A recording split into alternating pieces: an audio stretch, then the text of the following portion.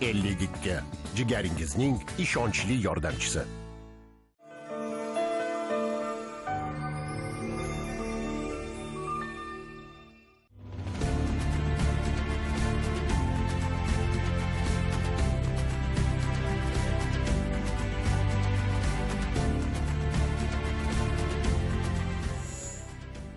...2017-2021 yillarda O'zbekiston Respublikasini rivojlantirishning 5 ta ustuvor yo'nalishi bo'yicha harakatlar strategiyasi.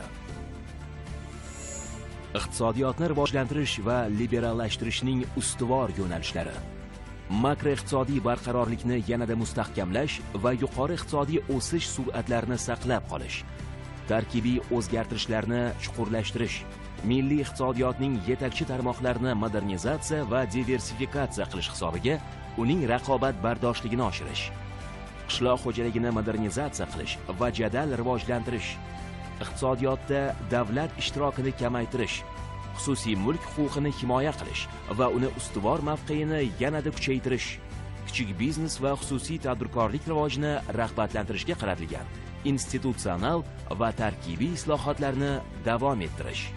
Viloyat, tuman va shaharlarni kompleks va mutanosib ijtimoiy iqtisodiy rivojlantirish, ularning mavjud salohiyatidan samarali foydalanish.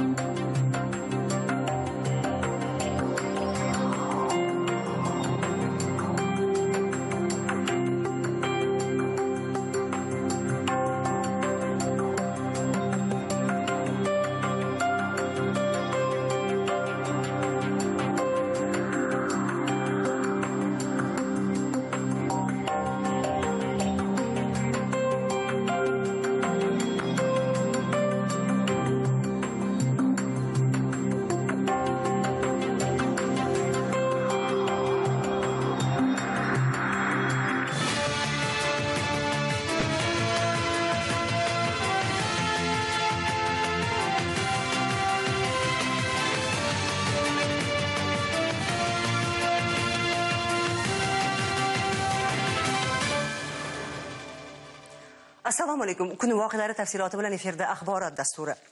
Ko'rsatuvimiz avvalidan rasmiy xabar o'rin olgan. Bugun O'zbekiston Respublikasi Prezidenti Shavkat Mirziyoyev hududlardagi ijtimoiy iqtisodiy islohotlarning borishi, bunyodkorlik jarayonlari, sohalar rivojiga oid masalalar bilan yaqindan tanishish maqsadida Buxoro viloyatiga tashrif buyurdi.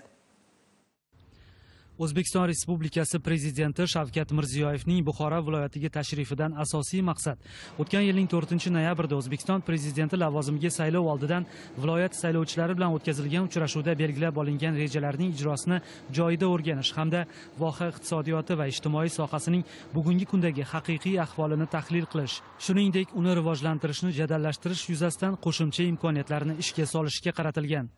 Tashrif chog'idagi dastlabki manzil Bahovuddin Naqshband me'moriy majmuasidir. Buxoroni sharif shahar darajasiga ko'targan ajdodlarimiz orasida bu hazrati insonning ruhiy ma'naviy poklanishga da'vat etuvchi g'oyalar silsilasida esa Naqshbandiya ta'limotining alohida o'rni bor. Asli kasbi mato va buyumlarga naqsh beruvchi bo'lgan ana shu ajdodimizning bu yil 699 yilligini keng nishonlaymiz. Bahovuddin Naqshband hazratlarining qo'ling mehnatda, diling Allohda bo'lsin deb aytgan so'zlari ushbu ta'limotdagi ma'naviy kamolat belgisi. O'tgan yillar davomida mazkur manzil Qubbatul Islom nomi bilan mashhur bo'lgan Buxoroning ko'rkam maskanlaridan biriga aylandi. Mamlakatimiz prezidenti tashrif davomida ushbu qadamjoni ziyorat qildi. Bu yerda ana shu ulug' inson haqqiga muqaddas Qur'on oyatlaridan tilovat qilinib, qo'llar duoga ochildi. Salamul mu'minul muhayminul azizul jabbarul mutakabbir برحمتك يا أرحم الراحمين. Davlatimiz rahbari majmua bilan tanishar ekan. Majmuani umuman Buxoro zaminida kamolga yetib, ulug' insonlar mangu qo'nim topgan maskanlarni yanada obod qilish va ularning merosini chuqur o'rganish bo'yicha aniq ko'rsatma va tavsiyalar berdi. Buxoroning ma'naviyati, ilohiy bir kuchlari bor, ilohiy bir uni tarixi bor, yo'nalishi bor, taraqqiyoti bor, ta'limi bor. Buxoroning ma'naviyati butun respublikamizga ma'rifati zamin yaratish kerak. Qandaqa zamin? Tinchlik, osoyishtalik, ziyoratgoh nur ustiga nur. Xudoga alhamdulillah hammamiz musulmonmiz. Buni lekin bu yerda har bir ziyoratgohda, ayniqsa Buxoroning Naqshbandida, bu Naqshbandi kimga biz lo'nda qilib tavsiya qilyapmiz. Islom taraqqiyotida Buxoroning o'rni buyuk. Hozirgi mana shu dunyoda bo'layotgan mana shunday xurujlarning ichida buni hozir birinchi o'ringa qo'yishimiz kerak. Jafolatga qarshi ma'rifat, bu ma'rifat bu. Biz o'zimizni ilohiy bir kuchimiz borligini, Xudo bergan kuch bizga, qudrat bizga, g'urur, iftixor deb gapiramiz, lekin bu haqiqatda kuch. Bundaqa kuch boshqa davlatda yo'q. Islom universitetining Naqshbandiya tariqat bo'yicha bu yerdagi universitetda filialini qilishimiz kerak. Shuningdek, davlatimiz rahbari ziyoratchilarga zarur sharoitlar yaratish, xalqimizni, eng avvalo yoshlarni allomaning boy ma'naviy merosidan bahramand etish bo'yicha ham o'z tavsiyalarini berdi. Buxoroyi Sharifning yana bir darvozasi zamonaviy temir yo'l vokzali. Iqtisodiy, ijtimoiy ahamiyatga ega ko'lamli va real takliflarga doir muloqotlarning yana bir manzili bo'ldi. Prezidentimiz Shavkat Mirziyoyev O'zbekiston temir yo'llari magistralida amalga oshirilayotgan istiqbolli loyihalar bilan yaqindan tanishdi. Milliy va zamonaviy yo'l transport kommunikatsiya tarmog'ining muhim bir qismi Buxoro-Miskin temir yo'l qurilishi. 350 kilometr masofadagi po'lat izlar. Ma'lumot berilganidek, ayni paytda 334 kilometrda tamomila yangi yo'l qurilishi olib borilmoqda. 20 kilometrda esa rekonstruksiya ishlari bajarilyapti. 283 million dollar qiymatidagi mazkur yirik loyihani yil oxirigacha yakuniga yetkazish ko'zda tutilgan. Kelajakda esa bu yo'llarda elektrlashtirilgan yuqori tezlikdagi poyezdlar harakati tashkil qilinadi. 2018-2020 yillarda 334 kilometrlik Miskin bilan Buxoro oralig'i, shuningdek Miskin Urganch va Xivani bog'lovchi 120 kilometr masofadagi po'lat izlar ham elektrlashtiriladi. Shu orada qo'shimcha ravishda 28,8 kilometrlik Urganch va Xivani bog'lovchi yangi yo'lning qurilishi esa loyiha g'oyasini mantiqan davom ettiradi. 2020-yilga qadar Miskindan Nukusgacha bo'lgan 240 kilometr mavjud yo'l elektrlashtirilishi rejaga kirgan. Bu orqali mazkur yo'nalishdagi yo'llar jami 720 kilometrga yetkaziladi. Taqdimot jarayonida prezidentimiz mazkur yo'nalishdagi ishlar sifatini yanada oshirishga qaratilgan qator taklif va tavsiyalarni berdi. Buxoro-Miskin yo'nalishdagi yangi temir yo'l liniyasini qurilishi jadal sur'atlarda amalga oshirmoqdamiz. Asosiy qurilish 334 kilometr oralig'ida amalga oshirilmoqda. Bu yo'lni eng ahamiyatga ega bo'lgan qismi Buxorodan Miskinga, Buxorodan Urganchga, Buxorodan Xivagacha bo'lgan turistik yo'nalishlarni amalga oshirish imkoniyati yaratadi va yaqin kelajakda elektrlashtirilgan yuqori tezlikda yuradigan poyezdlarni yo'lga qo'yish imkoniyatini yaratadi. Biz 1550 kilometrdan oshiq yuqori tezlikda harakatlanuvchi poyezdlar harakatini tashkil qilishga imkoniyat yaratamiz. Yangi qurilishimiz amalga oshirilayotgan jarayonda 5 ta stansiya va 5 ta razvedka quriladi. Bu bizga poyezdlarning harakatini yengillashtirish, ularning harakatlanish vaqtini qisqartirish va umuman xalqimizga qulayliklar yaratish imkoniyati yaratadi. Ya'ni bu oralig'da biz 12 juft yuk poyezdlar va 5 juftdan ko'proq yo'lovchi tashish poyezdlarini amalga oshirish imkoniyati yaratiladi. Va bundan tashqari ushbu regiondagi qazilma boyliklarini ishlab chiqarish, ulardan foydalanish va yangi ishlab chiqarish korxonalarini tuzish imkoniyatini yaratib beradi. Shundan so'ng davlatimiz rahbari o'tgan yilning sentyabr oyida yangidan qurilib foydalanishga topshirilgan vokzalning imkoniyatlari, yo'lovchilar uchun yaratilgan sharoitlar bilan yaqindan tanishdi. Yuqori darajadagi infratuzilma tufayli vokzalda bir vaqtning o'zida 500 nafar kishiga xizmat ko'rsatib, bir kecha kunduzda 2000 ta yo'lovchini kutib olish va kuzatish imkoniyati mavjud. Islohotlar borishi esa tezyurar poyezdlar shiddatiga uyg'un. Buxoro temir yo'l vokzalida yangi Afrosiyob poyezdi. Hozirgacha yurtimizda ana shunday 2 ta poyezd yo'lovchilarga xizmat qilib kelmoqda. Bundan 2 yil muqaddam O'zbekiston temir yo'llari aksiyadorlik jamiyati va Ispaniyaning Talgo kompaniyasi o'rtasida yana 2 ta yuqori tezlikda harakatlanuvchi elektropoyezd xarid qilish bo'yicha shartnoma imzolangan edi. Prezidentimiz yangi Afrosiyob elektropoyezdining imkoniyatlari, yo'lovchilar uchun yaratilgan qulayliklar bilan yaqindan tanishdi. Xususan, shu vaqtga qadar harakatlanayotgan yuqori tezlikdagi elektropoyezdlar 214+1 yo'lovchi sig'imiga ega bo'lib, 2 ta VIP, 2 ta biznes va 4 ta ekonom toifali vagonlardan iborat edi. Yangi poyezdda esa 286+1 yo'lovchi sig'imiga ega. Unda ekonom toifali vagonlar soni 2 taga ko'p. Bu bir vaqtning o'zida qo'shimcha yana 72 ta yo'lovchini o'z manziliga yetkazish imkoni demakdir. Prezidentimiz shaharning zamonaviy qiyofasi haqida so'z yuritar ekan, Avliyolar yurti Buxoro vokzalidan markazga kirib kelgan mehmonda hudud yaxlit bir me'moriy uyg'unlikni kasb etgan taassurotni qoldirishni alohida e'tirof etdi. Buning uchun Kogondan Buxoro shahrigacha bo'lgan masofada zamonaviy turar joy binolarini barpo etish yuzasidan zarur topshiriqlar berdi. Buxoro viloyati to'qimachilik sohasida ham katta imkoniyatga ega. Shundan kelib chiqqan holda 2017-2018 yillarda hududda yetishtirilayotgan paxta tolasini chuqur qayta ishlash darajasini keskin oshirish mo'ljallanmoqda. Buning uchun bir qator loyihalardan iborat dastur ishlab chiqilgan. Davlatimiz rahbari Shavkat Mirziyoyev Buxoro shahridagi Buxoro Brilliant Silk qo'shma korxonasiga tashrif buyurib, mazkur loyihalar bilan yaqindan tanishdi. Prezidentimiz bu yerda dastlab yuqori texnologiya asosida ipak gazlamalarga sifatli gul bosish, maxsus dastgohlarda ipak mato ishlab chiqarish jarayonlarini ko'zdan kechirdi. Mazkur korxonada qiymati $1 million bo'lgan, yiliga 500 tonna trikotaj mato va 200 ming dona tayyor tikuv mahsulotlari ishlab chiqarishni tashkil etish loyihasi amalga oshiriladi. Mamlakatimiz rahbari buning uchun chet eldan eng zamonaviy, energotejamkor texnologik uskunalar keltirish, ishlab chiqarilgan mahsulotlarni nafaqat ichki bozorga, balki eksportga ham yo'naltirish bo'yicha zarur ko'rsatmalar berdi. 2021 yilga kelib korxonamizda 17,5 million AQSh dollariga eksportni chiqarmoqchimiz. Hozirgi kunda pilladan xom ipak, ipakdan mato qilib, matoga gul bosib, mana shu qilayotgan ishimiz bugungi kunda O'rta Osiyo davlatlarining ichida yagona tayyor 100% ipak mato ishlab chiqarishda yo'lga qo'yganmiz. Korxona 2021-yilgacha eksport hajmi 10 barobarga yaqin oshishi bilan bir qatorda 2500 nafar doimiy ishchi ishlaydigan yangi ish o'rinlari tashkil etishga ham erishamiz. Prezident Shavkat Mirziyoyev viloyatda tutzorlarni kengaytirish, bunday maydonlarda yerdan samarali foydalanish bo'yicha o'z fikrlarini bildirdi.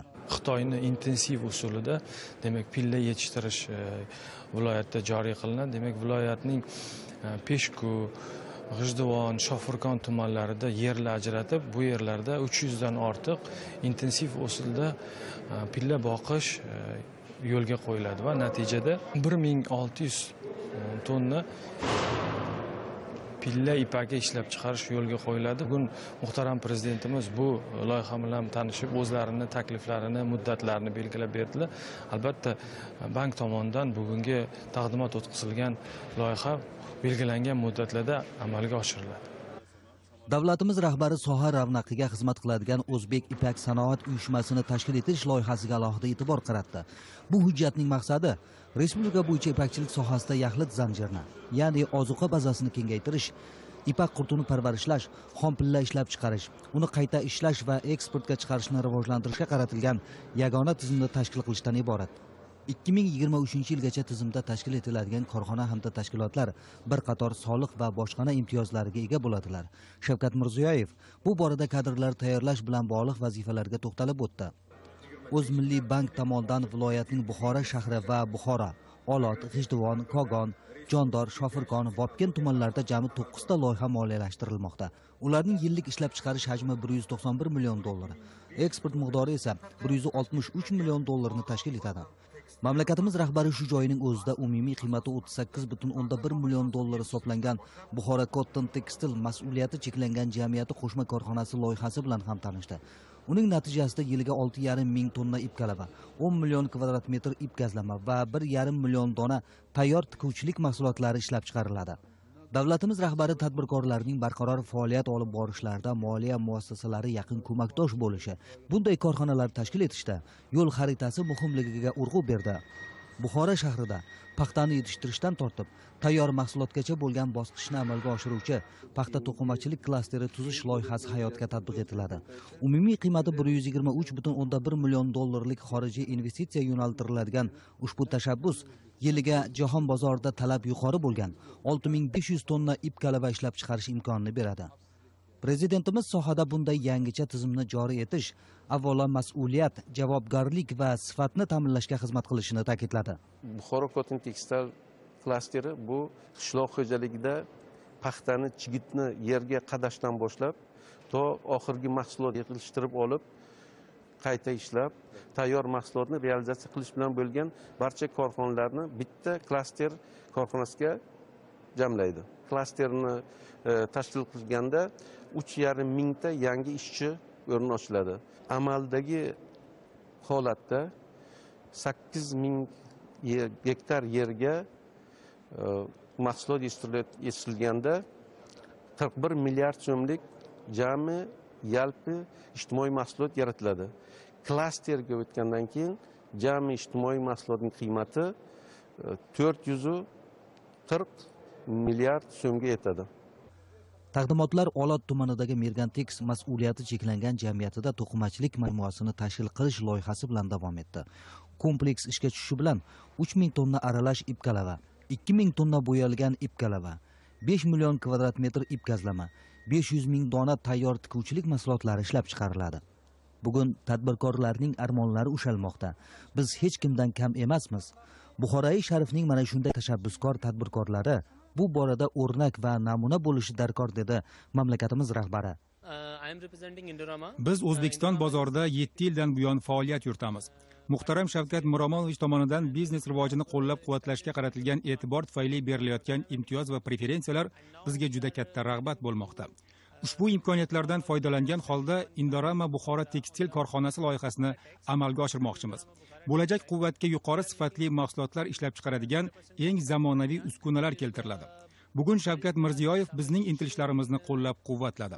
Biz uni muvaffaqiyatli ro'yobga chiqarish uchun bor imkoniyat va kuchimizni safarbar etamiz. Navbatdagi yirik loyiha shahardagi sobiq Buxoro Tex aksiyadorlik jamiyatida amalga oshirilishi mo'ljallangan. Ushbu ip kalava ishlab chiqarish korxonasining loyiha qiymati 64 million dollar. Peshku tumanida ham Asaka bankning kreditlari hisobidan moliyalashtiriladigan yana bir ko'p tarmoqli korxona quriladi. Ishlab chiqarish fabrikamiz loyihasi 21 million dollar AQSh dollarida. Umuman 1080 ta ishchi o'rini yaratish rejalashtirilganmiz. Biz bu yerda 5000 ton ip kalava ishlab chiqarib va 6 million dona, 6 million kvadrat metr ip gazlama ishlab chiqaramiz va 4 million dona tayyor mahsulot ishlab chiqarish rejalashtirganmiz. Shu bilan birgalikda 2 gektar yer maydonida 1 gektarida issiqxona va 1 gektarda poliz ekinlarini yetishtirib, yana 80 ta qo'shimcha ishchi o'rin yaratganmiz. Umuman 2017-2018 yillarda 52.600 tonna paxta xom ashyosi qayta ishlanadi. Bunday yuqori texnologiyali korxonalar o'z o'rnida raqobat muhitini yuzaga keltiradi. Sog'lom raqobat bo'lmasa, hech qanday iqtisodiy barqarorlikka erishib bo'lmaydi dedi davlatimiz rahbari. Eng muhimi, bu ishlar odamlarga, ularning manfaatlariga xizmat qilishi zarur. Buxoro viloyatidagi yengil sanoatni rivojlantirish dasturini taqdimotini o'tkazdik. Ushbu taqdimot jarayonida hurmatli Shavkat Miromonovich bizga bir muncha ko'rsatmalar va yo'nalishlar ko'rsatib berdilar. Ya'ni bizni yengil sanoatni rivojlantirayotganimizda, ya'ni bugungi kunga bor yo'g'i 30% yetishtirilgan paxtani qayta ishlayotgan bo'lsak, shu dastur bajarilgan natijasida viloyatda yetishtirilayotgan yuqori sifatli paxtani 80% qayta ishlanadi va viloyatda nafaqat birlamchi bo'lgan kalavai, balkim tayyor mahsulotlar, tayyor gazlamalar va jinsi, ko'ylak mahsulotlari ishlab chiqariladi. Shu bilan birgalikda viloyatda 5000 dan ziyod barqaror ishchi o'rinlar va eksport salohiyati 100 million dollardan oshadi. Bu yerda yana bir narsani ta'kidlab o'tishim kerakki, yuqorida aytgan ko'rsatkichlardan tashqari viloyatning iqtisodiy barqarorligi birmuncha o'sadi. Va bu qolaversa xalqimizning, Buxoro viloyatida yashayotgan xalqni daromadini oshirishga imkoniyat beradi. Hurmatli Shavkat Miromonovich yana bir topshiriq berdilar. Ya'ni shu viloyatda ishlayotgan kollejlarni har bir korxonaga, har xil amalga oshirilayotgan loyihaga biriktirib, ularni o'qish jarayonida amaliyot bilan bog'lab, ular o'qishni tugatganda bevosita o'sha korxonada ishga joylashishga imkoniyat yaratib berish yangi tizimini yaratish bo'yicha aniq topshiriq berdilar. Boqiy obidalar salobatida milliy va tarixiy an'analar mushtarak. Dunyoni hayratga solgan taraqqiyot hanuz ajdodlar merosi bilan barhayot. Prezident Shavkat Mirziyoyev Buxoro viloyatining 2017-2021 yillarda turizm salohiyatini yanada oshirish dasturi loyihasi bilan tanishib, hududda sayyohlik industriyasi rivoji bilan bog'liq dolzarb masalalarga jiddiy e'tibor qaratdi. Viloyatda sayyohlikning ko'plab istiqbolli turlari, xususan ziyorat, arxeologik, ekologik, ma'rifiy, etnografik, gastronomik, davolash, sog'lomlashtirish turizmi kabi jami 39 yangi loyiha iqtisodiy va ijtimoiy ahamiyati bilan soha rivojiga xizmat qiladi. Dastur doirasida UNESCO tomonidan umumjahon madaniy merosi obyektlari sifatida ro'yxatga olingan Labi hovuz, Mir Arab madrasasi, Poyi Kalon majmuasi, Ark qo'rg'oni, Shahriston, Hunarmandlar bozori hududini sharqona uslublarda rekonstruksiya qilish ko'zda tutilgan. Davlatimiz rahbari ushbu majmualar hududida turistlar uchun qadimiy Buxoroga xos urf-odatlarni aks ettiruvchi kompleks yondashuvlar orqali mehmonlarni jalb qilish lozimligini alohida qayd etdi. Mahalliy va xorijiy investitsiyalarni jalb qilgan holda kichik mehmonxonalarni barpo etish, ularni milliy an'analar asosida jihozlash, kecha-yu kunduz sayyohlarning madaniy dam olishiga sharoit yaratish, tungi yoritish moslamalarini o'rnatish, sharqona bozor jozibasidan bahramand qilish kabi jihatlar ushbu loyihadan joy olishi lozim dedi Prezident. Mutaxassislar bilan kechgan muloqotlarda viloyatdagi 410 ta me'moriy yodgorliklarning bugungi holatiga ham alohida to'xtalib o'tildi. Ma'lumotlarga ko'ra, ularning 223 tasi ta'mirtalab, dastur doirasida texnik holati qoniqarsiz bo'lgan obyektlar, jumladan Ark qo'rg'oni, Xo'jayi Kalon masjidi, Jo'rabek karvon saroyi kabi o'ndan ortiq maskanlarni kapital rekonstruksiya qilish rejalashtirilyapti. Prezidentimiz Buxoro zaminidagi har bir tarixiy obidani, hattoki g'ishtini ham asrab-avaylash, ta'mirlash, ularning yon atrofini hudud iqlimiga mos tarzda obodonlashtirish yuzasidan mutaxassislarga zarur topshiriqlar berdi. Prezident Shavkat Mirziyoyev Buxoroga tashrifi davomida viloyatda qishloq xo'jaligi sohasidagi istiqbolli loyihalar bilan ham tanishdi. Dastlab davlatimiz rahbari Jondor tumanidagi Jondor Chinor chorva mas'uliyati cheklangan jamiyati tomonidan tashkil etiladigan parrandachilik majmuasi loyihasini ko'zdan kechirdi. Ushbu loyiha viloyatda tuxum va parranda go'shti ishlab chiqarish hajmini oshirishga yordam beradi. Mana shu kompleksga Aloqabank o'zini mablag'lari bilan qatnashyapti. Bu kompleksning umumiy qiymati 15 milliard so'mni tashkil etadi. Shundan 9 milliard so'm Aloqabank kreditlari jalb qilinadi. Mana shu kompleksni amalga oshirish natijasida 18 million dona tuxum, 2000 tonna broiler go'shti, 1 million dona jo'ja, 1000 tonna parranda go'shtini qayta ishlab chiqiladi. Property Industry mas'uliyati cheklangan jamiyat negizida Buxoro tumanida meva sabzavotlarni qayta ishlash logistika markazi barpo etilmoqda. Prezidentimiz ushbu markaz loyihasi bilan tanishar ekan, tuman hududida pomidor, bodring, sabzi singari poliz mahsulotlarini yetishtirishni ko'paytirish, kimyoviy o'g'itlarni ishlab chiqarishni mahalliylashtirish va eksport hajmini oshirish zarurligini alohida qayd etdi. Shuningdek, Prezidentimiz Peshku tumanida tashkil etiladigan chorvachilik kompleksi loyihasi bilan ham tanishdi. Yangi chorvachilik kompleksi 1000 bosh yirik shoxli qoramol va 1,5 mingta qo'y boqishga mo'ljallangan. Ushbu chorva kompleksi to'liq ishga tushgandan keyin yiliga 2650 tonna sut, 200 tonna go'sht, 2,5 tonna jun ishlab chiqarish yo'lga qo'yiladi. Buni ahamiyatli tomoni shundaki, mana kelajakda boshqa mayda fermer xo'jaliklari, aholilar shu zotli mollar, zotli qo'ylar oladigan bo'lsa, shu chorva kompleksidan pul o'tkazish yo'li bilan sotib olish imkoniyati paydo bo'ladi. Shu yo'l bilan viloyatda naslli qo'ylarni, zotli mollarni ko'paytirish yo'lga qo'yiladi. Prezidentimiz oziq-ovqat xavfsizligini ta'minlash, naslchilik ishlarini rivojlantirish bo'yicha o'zining taklif va tavsiyalarini berdi. Shu yerning o'zida Amu Buxoro irrigatsiya tarmoqlari loyihasi taqdimoti ham o'tkazildi. Jami loyiha qiymati 406 million dollar bo'lib, bu mana shu Navoiy viloyati va Buxoro viloyatining 315 ming gektar sug'oriladigan maydonlarni ob-hayot bilan ta'minlaydi. Bu nasos stansiyalar 55 yil oldin qurilgan bo'lib, hozir yomon ahvolga kelgan. Natijada bu nasos stansiyalar foydali ish koeffitsiyenti 20% dan ortiq kamaygan bo'lib, ko'p avariya holatlari yuzaga kelyapti. Bu ko'p elektr energiya sarfiga va boshqa ekspluatatsiya xarajatlariga olib kelyapti. Buxoro viloyatida har bir kubometr suvni olib kelish tan narxi 100 so'mdan oshiq bo'lib, yiliga 500 milliard so'mdan ortiq mablag' sarflanishi evaziga suv olib kelinyapti. Biz mana shu loyihani amalga oshirishimiz natijasida birinchidan mana shu 315 ming gektar yerni uzluksiz suv bilan ta'minlasak, ikkinchidan har yil elektr energiyani o'zidan 26 milliard so'mga yaqin mablag' byudjet mablag'lari tejalishiga erishamiz.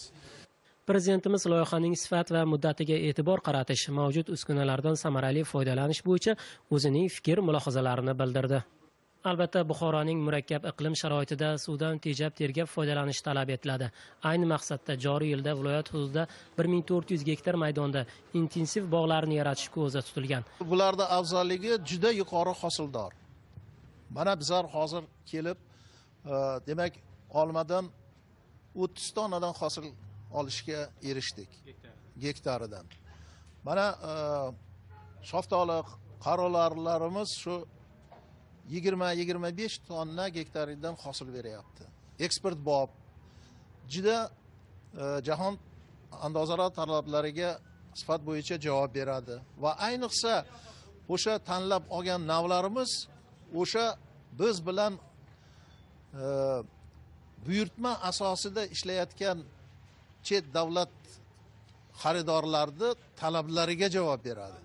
Prezidentimiz loyiha bilan tanishar ekan, yetakchi mutaxassislarni jalb qilgan holda Buxoroning iqlim sharoitiga mos yangi navlarni yaratish, hosildorlikni oshirish zarurligini qayd etdi.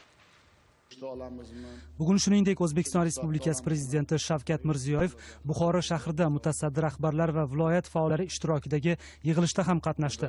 Unda viloyat iqtisodiyotini yangi bosqichga ko'tarish, infratuzilmalarni rivojlantirish, muhandislik, kommunikatsiya tarmoqlarini yaxshilash, aholini ish bilan ta'minlash va turmush darajasini yanada oshirish masalalariga alohida e'tibor qaratildi. Prezidentimiz Shavkat Mirziyoyevning Buxoro viloyatiga tashrifi davom etmoqda.